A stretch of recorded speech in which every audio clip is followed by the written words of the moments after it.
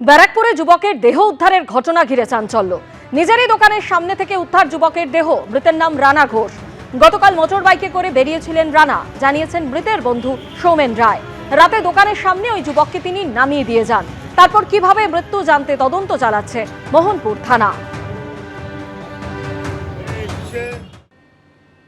SIR এর শুনানি পর্বে বিভিন্ন জেলায় ভোটারদের হেনস্থার অভিযোগ উঠেছে। এবার সেই তালিকায় যুক্ত হলো ঝাড়গ্রাম, কোচবিহার।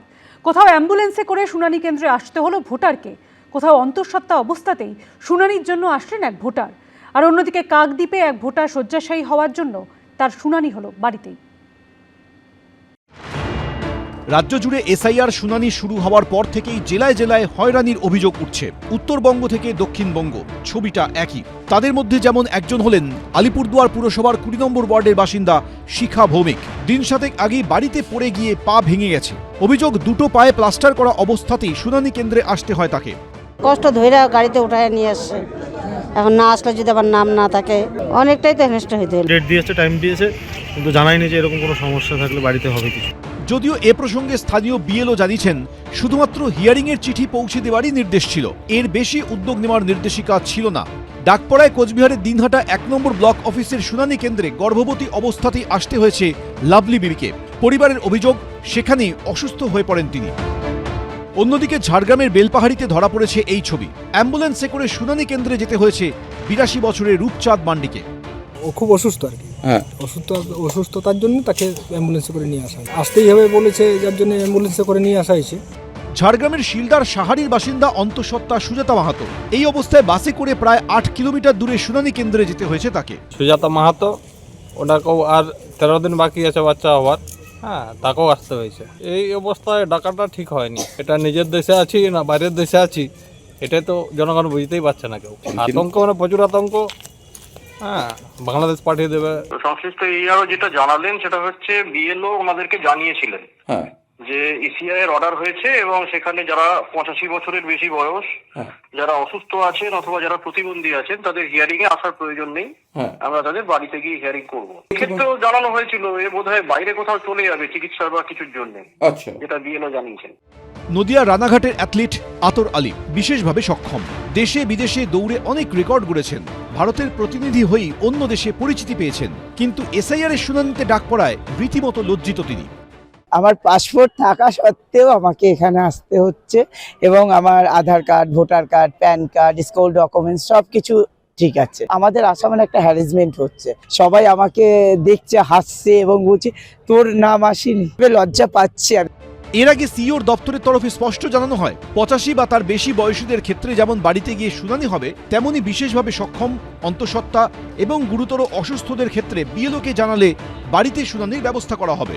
যে ছবি দেখা গেল দক্ষিণ 24 পরগনার কাকদ্বীপে। শ্রীনগর পঞ্চায়েতের 47 নম্বর বুথের বাসিন্দা আলমবাড়ি শেখ, বয়স 85। বয়সজনিত কারণে কয়েক বছর ধরেই তিনি শয্যাশায়ী, যে কারণে তার শুনানি হলো বাড়িতেই। দাদু তখন টুরিস্ট বাস চালাতেন, তো 2002 এর নাম এই জন্য আসেনি, উনি সময় সময় এসে পৌঁছাননি এবং যে সময় হয়তো উনি এসে হিয়ারিং দিয়েছেন, অনেকবার দেওয়ার পরেও সেটা নামটা ওঠেনি। তো উনি অসুস্থ বলে আমি জানাই আমাদের বিএলওকে। অন্যদিকে ওই একই পঞ্চায়েতের 33 নম্বর বুথের বাসিন্দা মন্দা ধারা, বছর 85 এই বৃদ্ধা বিশেষভাবে সক্ষম। তার বাড়িতেও যান কমিশনের প্রতিনিধিরা। গৌতম মণ্ডল, অরিন্দম সেন, অমিতাভ রথ, এবিপি আনন্দ। ভোটার তালিকায় সংশোধনের পর্ব চলছে, আর এই আবহে বারুইপুরের খাসমল্লিক এলাকা থেকে ভিন রাজ্যের প্রচুর পাসপোর্ট সহ দুজনকে গ্রেপ্তার করল পুলিশ। ভোটার তালিকা সংশোধনের আবহে পাসপোর্ট সহ গ্রেপ্তারির ঘটনা ঘিরে শুরু হয়েছে রাজনৈতিক আকচাকচি। ভোটের পশ্চিমবঙ্গে রাজনৈতিক দলগুলির কাছে বড় ইস্যু হয়ে উঠেছে অনুপ্রবেশ। তারই মধ্যে চলছে এসআইআর এর শুনানি পর্ব। এই আবহেই বুধবার দক্ষিণ 24 পরগনার বারুইপুরের খাসমল্লিক থেকে প্রচুর পাসপোর্ট সহ দুজনকে গ্রেফতার করল বারুইপুর থানার পুলিশ। পুলিশ সূত্রে খবর, ধৃতদের মধ্যে একজন মেহবুব মোল্লা, তার বাড়ি দক্ষিণ 24 পরগনার মগরাহাটে। অন্যজন প্রীতম বসু, তার বাড়ি নরেন্দ্রপুরে। উদ্ধার হয়েছে ভিন রাজ্যের বহু বাসিন্দার পাসপোর্ট। স্থানীয় সূত্রে খবর, মাসখানেক আগে বারুইপুরের খাসমল্লিকের নির্জন এই এলাকায় জাহাঙ্গীর লস্করের বাড়ি ভাড়া নিয়েছিলেন ধৃত দুজন। জায়গাটা প্রথমে একদম চারিদিকে গাছ রয়েছে, এরই মাঝে দুটো বাড়ি রয়েছে। এর মধ্যে এই যে বাড়ি, এটা এখানেই গতকাল পুলিশ আধিকারিকরা আসেন, তল্লাশি অভিযান চালান।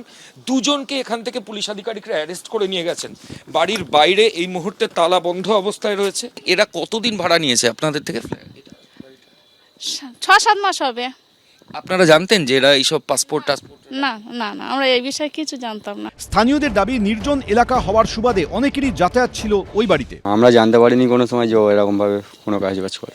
বাইরের লোক তো প্রায় আসতো, প্রায় মেয়েরা ঢুকতো, ছেলেরা ঢুকতো। আমরা জানি যে উনি কোনো ভালো কাজ বাজ করে। এবার ফোনে সারাক্ষণ কথা বলতো কন্টিনিউয়াসলি। নিয়েছিল একজন ভাড়া আলটিমেটলি, এবার থাকতো 3-4 জন। কিভাবে দুজনের হাতে এলো ভিন রাজ্যের বাসিন্দাদের পাসপোর্ট? পাসপোর্টগুলি আসল না নকল? এই চক্রে আর কে বা কারা জড়িত? সম্ভবত প্রতারণার জন্য, বিদেশে পাঠানোর জন্য, ভিসা করে দেওয়ার জন্য, বিদেশে চাকরির জন্য, এরকমই বিভিন্ন টোপ দিয়ে পাসপোর্ট নিয়ে আসা হতে পারে। তবে এখনই সেই কারণ হয়েছে কিনা সেটা তদন্তকারী আধিকারিকরা পুরোপুরি স্পষ্ট করছেন না। এসআইআর কতটা উপকার করছে এটাই তার একদম জ্বলন্ত দৃষ্টান্ত, যে জাল সমস্ত পাসপোর্ট করনেওয়ালা, পরিচয়পত্র করনেওয়ালা, তাদেরকে এখন গ্রেপ্তার হচ্ছে, আর নইলে তারা মালপত্র সমেত তারা সমস্ত কিছু ফেলে দিচ্ছে। সোর্সের মধ্যে ভূত রয়েছে, অমিত শাহের দপ্তরের মধ্যে ভূত রয়েছে, বিদেশ মন্ত্রকের মধ্যে ভূত রয়েছে। সেই ভূত কারা আইডেন্টিফাই করা হোক, নইলে তো বুঝতে হবে যে এদেশে এসে অন্য দেশ থেকে এসে বহিরাগতদের পাসপোর্ট দেওয়ার পিছনে একটা চক্রান্ত চলছে, চক্র চলছে, এবং যেই চক্র এন্ডোর্স বাই ভারত সরকার। ভারত সরকার মানে অমিত শাহ, নরেন্দ্র মোদী ইজ অ্যান্সারেবল। এদিন ধৃতদের বারুইপুর মহকুমা আদালতে তোলা হলে 4 দিনের পুলিশ হেফাজতের নির্দেশ দেন বিচারক। ময়ূর ঠাকুর চক্রবর্তী, রঞ্জিত হালদার, মুন্না আগরওয়াল, এবিপি আনন্দ। আরজিকর কাণ্ডে আন্দোলনকারী চিকিৎসকদের সংগঠন এবার ভাঙন ধরল। West Bengal junior doctors front ছেড়ে দিলেন অনিকেত মাহাতো। WBJDF এর বোর্ড অফ ট্রাস্ট এবং ট্রাস্ট সভাপতির পদ ছাড়ার কথা জানিয়ে ফ্রন্টকে চিঠি দিলেন আরজিকর আন্দোলনের অন্যতম মুখ অনিকেত মাহাতো। আরজিকর আন্দোলনের অন্যতম প্রতিবাদী মুখ, সামনের সারিতে থেকে নেতৃত্ব দেওয়া চিকিৎসক, সেই জুনিয়র ডাক্তার অনিকেত মাহাতো এবার ছাড়লেন West Bengal junior doctors front. ভাঙন ধরল আরজিকর কাণ্ডে আন্দোলনকারী চিকিৎসকদের সংগঠনে। West Bengal junior doctors front বা WBJDF এর বোর্ড অফ ট্রাস্ট এবং ট্রাস্ট সভাপতির পদ ছেড়ে দিলেন অনিকেত মাহাতো। পদত্যাগ করে চিঠিতে তিনি লিখেছেন, আইনি পরামর্শ উপেক্ষা করে অগণতান্ত্রিকভাবে কমিটি তৈরি করা হয়েছে। আমি আপত্তির কথা বারবার জানিয়েছি। আইনি পরামর্শের কথা বললেও আপনারা কর্ণপাত করেননি। অভয় আন্দোলন পরিচালনা করতেই West Bengal junior doctors front তৈরি হয়েছিল। আন্দোলন চলাকালীন মতপার্থক্য হলেও সাধ্যমতো আমার ভূমিকা পালন করেছি।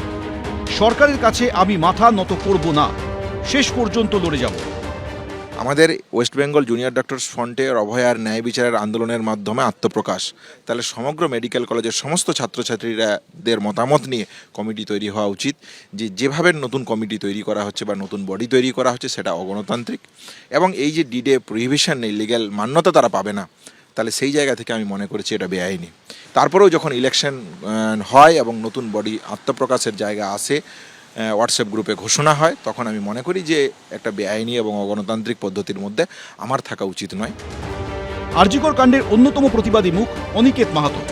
অভিযোগ, কাউন্সিলিংয়ের সময় ফার্স্ট ইয়ার সিনিয়র রেসিডেন্ট হিসেবে তার নাম ছিল আরজিকর মেডিকেল কলেজে, অথচ তাকে পাঠানো হয় রায়গঞ্জ মেডিকেল কলেজে। এরপরই রাজ্য সরকারের সিদ্ধান্তকে চ্যালেঞ্জ করে কলকাতা হাইকোর্টে যান প্রতিবাদী চিকিৎসক। সিঙ্গেল বেঞ্চ, ডিভিশন বেঞ্চ হয়ে মামলা গড়ায় সুপ্রিম কোর্টে। 11ই ডিসেম্বর সুপ্রিম কোর্ট সরাসরি প্রশ্ন তোলে, বাকিদের পোস্টিং মেধাভিত্তিক হলে অনিকেত মাহাতোর ক্ষেত্রে নয় কেন? দেশের সর্বোচ্চ আদালত নির্দেশ দেয় 2 সপ্তাহের মধ্যে চিকিৎসক অনিকেত মাহাতোকে পোস্টিং দিতে হবে আরজিকর মেডিকেল কলেজে। বুধবার শেষ হয় সেই সময়সীমা। সুপ্রিম কোর্টের নির্দেশ সত্ত্বেও চিকিৎসক অনিকেত মাহাতোকে আরজিকর হাসপাতালে পোস্টিং দেওয়া হচ্ছে না কেন? এই প্রশ্ন তুলে গত বুধবারও স্বাস্থ্য ভবনে ডেপুটেশন দিতে যান অনিকেত মাহাতো, দেবাশিস হালদার সহ চিকিৎসকদের একাংশ। মিছিলে অংশ নেন joint platform of doctors, West Bengal junior doctors front, Abhaya youth forum ও মেডিকেল সার্ভিস সেন্টারের সদস্যরা। এর 1 সপ্তাহ পর এবার ওয়েস্ট বেঙ্গল জুনিয়র ডক্টরস ফ্রন্টটি ছেড়ে দেওয়ার সিদ্ধান্ত নিলেন অনিকেত মাহাতো। সন্দীপ সরকার, এবিপি আনন্দ। এবিপি আনন্দ, এগিয়ে থাকে, এগিয়ে রাখে।